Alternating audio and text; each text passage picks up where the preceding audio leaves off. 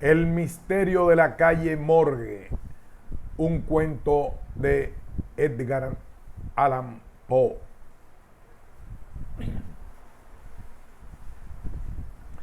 Dos pobres mujeres asesinadas. Esta historia que os voy a contar empieza con un terrible asesinato, o mejor dicho, dos, una madre y su hija. Dos pobres mujeres que aparecieron muertas a 3 manzanas de la casa donde yo vivo, en la calle Morgue. Pude ver con mis propios ojos cómo las sacaban por la puerta principal, una detrás de otra. Los curiosos se agolpaban frente al edificio boquiabiertos. Los niños gemían por tan macabro espectáculo. Las víctimas tenían el rostro tan desfigurado que resultaba imposible reconocer quién era la madre y quién era la hija. Parcialmente cubiertas por una sábana blanca que ya se había teñido de rojo, no era difícil imaginar que les habían hecho una auténtica carnicería. En fin, un espectáculo nada agradable, ni siquiera para mí, que estoy tan acostumbrado a ver muertos. Recordé haberme cruzado con ellas en alguna ocasión, y mientras las dos camillas desaparecían de mi vista, me pregunté quién podría haber sido capaz de cometer tal barbaridad. Pero vayamos por partes. El día en que se produjo ese doble asesinato fue muy ajetreado. Al mediodía, tras salir de la escuela, mi hermana pequeña Rosalí y yo fuimos a La Campana, una casa abandonada donde solemos ir los niños del barrio. Aunque es propiedad del ayuntamiento, podemos utilizarla hasta que sea demolida. La usamos para reunirnos cuando acaban las clases, lejos de los mayores. Es un lugar cada vez más concurrido porque allí podemos hacer muchas cosas sin estar vigilados. Hay quien se dedica a charlar, a jugar a las cartas o a tontear con las chicas. También hay quien, como yo, prefiere hacer negocios. Me dedico a vender sustos. Sí, vendo sustos de asustar. A cambio de una pequeña cantidad de dinero, mis clientes pueden elegir uno de los más Mis clientes pueden elegir uno de los muchos que les ofrezco. ¿Que para qué sirven? Muy fácil. Para amedrentar a la persona que más deteste el cliente. Incluso he hecho un catálogo donde explico paso a paso cómo llevarlos a cabo.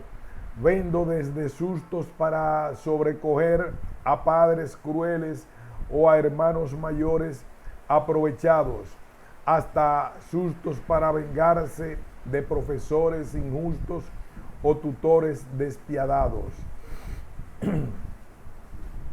Pero por mis muertos, si todavía no me he presentado. Me llamo Edgar Allan Poe. Acabo de cumplir 11 años y vivo con mis padres adoptivos en el barrio de las Bellas Artes de Boston, aunque es más conocido como el barrio de los niños postizos por la gran cantidad de familias con niños adoptados que ahí residen. Al menos gracias a eso, A 2 calles de mi casa vive mi hermana pequeña Rosalí con sus padrastros. Tengo otro hermano, William Henry, pero él reside fuera de Boston. Hace un par de años los 3 vivíamos juntos en un orfanato hasta que nos dieron en adopción y fuimos a parar a 3 familias diferentes. Además, mis padres adoptivos tienen otro hijo, Robert Alan, de 16 años. Me odia porque cree que voy a quedarme con el patrimonio de sus padres. Es arrogante e insoportable, pero por suerte para mí está interno en un colegio militar y solo yo lo veo 2 semanas al año. En la escuela me llaman el raro. Y no solo a mí, también a mi familia. Que digan lo que quieran, me da igual lo que piensen los demás. ¿A quién perjudico siendo como soy? ¿Acaso no somos todos un poco raros? ¿Quién no tiene alguna manía? ¿No es peor la gente que declara ser normal y siempre está incordiando a los demás? Yo creo que ser raro significa ser único. Y eso, más que un defecto, me parece una virtud. Por ejemplo, cada vez que voy a un sitio en el que no he estado, tengo que formar un círculo caminando. También me encanta hacer formas geométricas con todo. Con el puré de patatas hago cuadrados, con las pequeñas piedras del jardín hago triángulos y en las superficies polvorientas dibujo círculos con la yema de mi dedo índice. No soporto que los objetos que están colocados uno al lado de otro se toquen entre ellos, ya sean cubiertos o tizas de colores. Cuando me voy a dormir, antes de cerrar los ojos, tengo que contar hasta 13. Asimismo, soy algo supersticioso. Por las mañanas siempre salgo de la cama pisando el suelo de mi habitación con el pie derecho.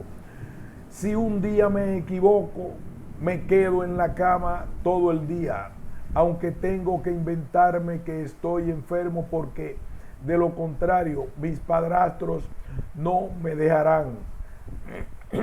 Durante las noches de tormenta me aseguro de dormir con la tripa cubierta y la ventana bien cerrada. Lo hago desde que leí que los fantasmas te pueden robar el ombligo y devorarte sin piedad.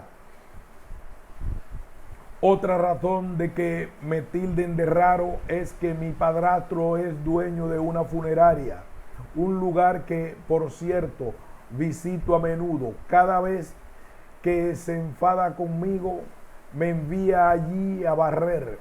Eso ha hecho que, además de ser un experto en limpiar suelos, ya haya visto cientos de muertos, en concreto 450 cadáveres hasta el día de hoy.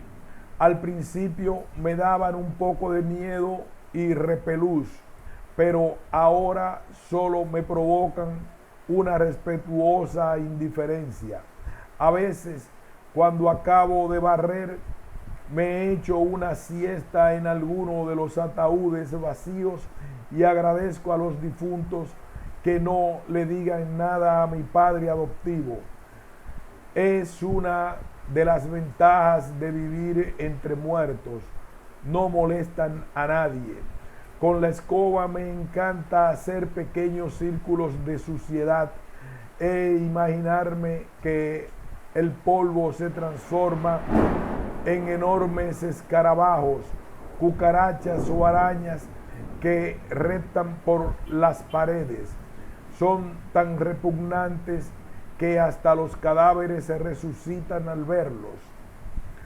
Por una imposición de mi padrastro, un hombre muy pragmático, siempre visto de negro, tengo 6 camisas, 3 jerseys de cuello alto, un chaleco, 2 abrigos y 2 pares de zapatos.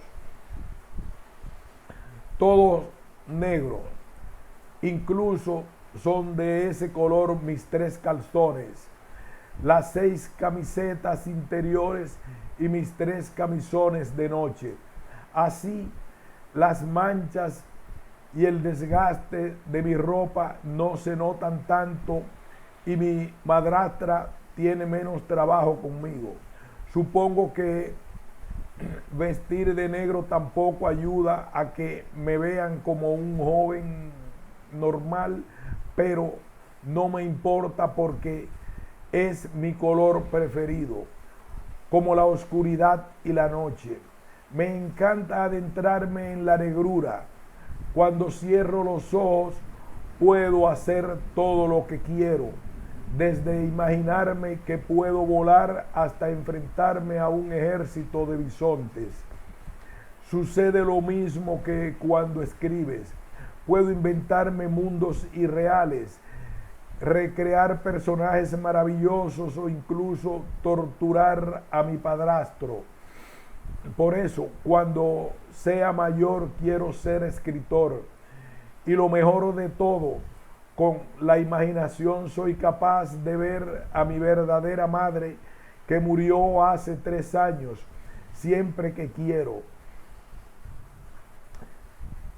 Se acerca a mí y los dos nos abrazamos. Tengo un amuleto que debo reconocerlo, no es muy normal. El ojo de un muerto que guardo en un pequeño frasco con formol.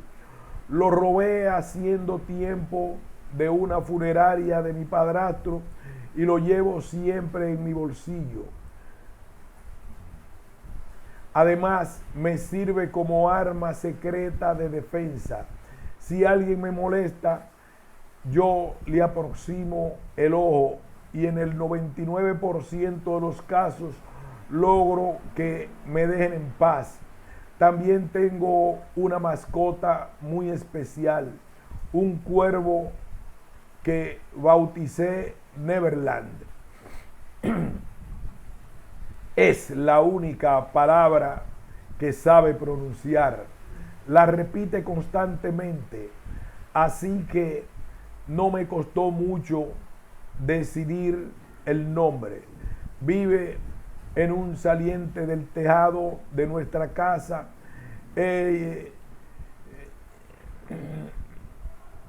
en el invierno, cuando hace mucho frío, le dejo dormir en la buhardilla donde guardamos los muebles viejos. A veces me sigue a los sitios a los que voy, como si quisiera protegerme desde el cielo. Cuando me acompaña a la escuela, suelo pedirle que se mantenga a una distancia prudente para que nadie sepa que él y yo somos amigos. Rosalí es de las pocas personas que lo conoce. Mi padrastro, por supuesto, no sabe ni que existe, porque si se enterara, estoy seguro de que lo desplumaría y descuartizaría sin pensárselo 2 veces. Pero volvamos al día en que se cometieron los 2 asesinatos. Como decía, horas antes yo estaba con mi hermana en el edificio de la Campana, donde nos reunimos los chicos del barrio. Y aunque no sabría hasta una semana después, en aquella casa abandonada hallaría una clave de los 2 asesinatos de la calle Morgue. Joana, compañera de clase de mi hermana Rosalí, fue mi clienta de sustos ese día. El motivo: la madrugada anterior se había despertado por unos ruidos que había escuchado desde su cama. Al asomarse a la ventana de su habitación, vio un gigantesco animal atravesando la calle. Aterrorizada, despertó a su padrastro para alertarlo. El hombre, en lugar de escucharla, decidió azotarla, convencido de que la niña se estaba inventando esa historia. Joana insistió, no tenía dudas de lo que sus ojos habían contemplado: un descomunal animal corriendo por la calle. Lo único que quería era avisar a mi padre y a cambio recibí una dura reprimenda, me contó indignada. Y lo peor de todo es que me ha castigado un mes entero sin tomar chocolate. ¿Cómo puede ser tan cruel? Joana reconoció que estaba profundamente dolida y disgustada. Yo haría lo mismo, me vengaría de mi padrastro, le dije. Mi hermana, que a veces parecía un loro, repitió mi comentario y proclamó: yo también me vengaría de mi padrastro. Joana eligió el número 17 de mi catálogo de sustos: el dedo amputado. Le entregué la lista de lo que necesitaba para llevarlo a cabo. Me encanta hacer listas de todo. Por cierto, tuve que hacerle un descuento a Joana por culpa de mi hermana, que siempre me hace rebajar el precio de mis sustos. Esta vez con la excusa de que eran amigas. Al igual que la mayoría de los sustos que he diseñado, el del dedo amputado lo había probado en mi casa con mi padrastro. Le coloqué sobre la butaca donde suele sentarse y casi le dio un ataque del corazón cuando lo vio. Susto número 17, el dedo amputado. Ingredientes necesarios: una salchicha, una cebolla, salsa de tomate, un plato pequeño. Modo de preparación: se corta una salchicha por la mitad, mejor si está cruda porque así será más repugnante. Se coloca sobre un plato. 2.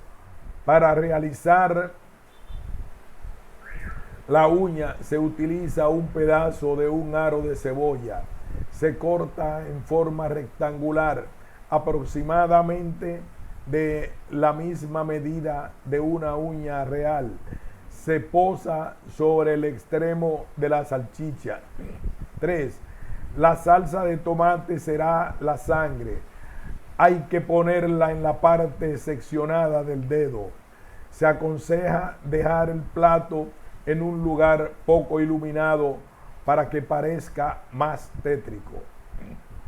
Después de venderle el susto a Joana, nos fuimos corriendo en dirección a mi casa. Rosalí y yo habíamos quedado para merendar con mi hermano mayor y se nos había hecho tarde.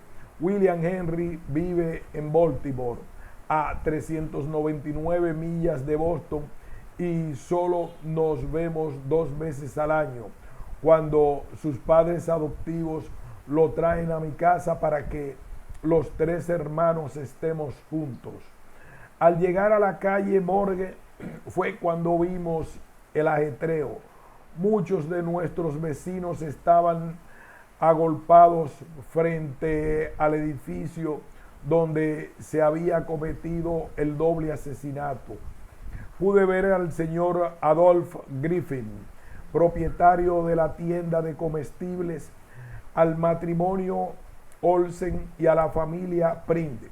También a la señora Grander, una mujer fea como una pesadilla y sobre todo insoportable.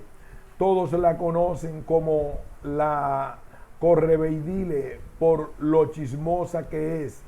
Fue ella precisamente quien se dirigió a mí para contarme lo sucedido. Cuando la veía, me imaginaba que su cabeza se transformaba en la cabeza de un loro que parloteaba sin descanso. Sabía que si empezaba a hablar no pararía, así que para que me dejara en paz, decidí utilizar mi arma secreta. Saqué de mi bolsillo el frasco con el ojo y se lo mostré. Ella emitió un grito y se alejó corriendo. Mi hermana se desternillaba. A su lado, Brandy Bones también se reía exageradamente. Es un joven pelirrojo, algo retrasado, que vive en una casa de acogida y mendiga comida por toda la ciudad. Le apodan Bones, huesos, por su extremada delgadez. Realmente está en los huesos. A mí me cae bien, siempre está dispuesto a ayudar a los ancianos o a hacer reír a los niños. Casi todos los vecinos le tienen afecto y le regalan comida. Sin embargo, no hay forma de que Brandy engorde. Mi hermana y yo solemos darle parte de nuestra merienda. Yo incluso le he ofrecido algunas de mis galletas preferidas, las de mantequilla. Son tan apetitosas que he llegado a comer 58 en un solo día.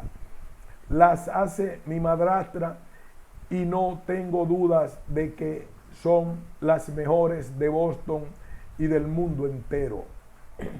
Mientras nos dirigíamos a mi casa, al otro lado de la calle, distinguí a Roderick Usher asomado a la ventana de su residencia de 2 plantas.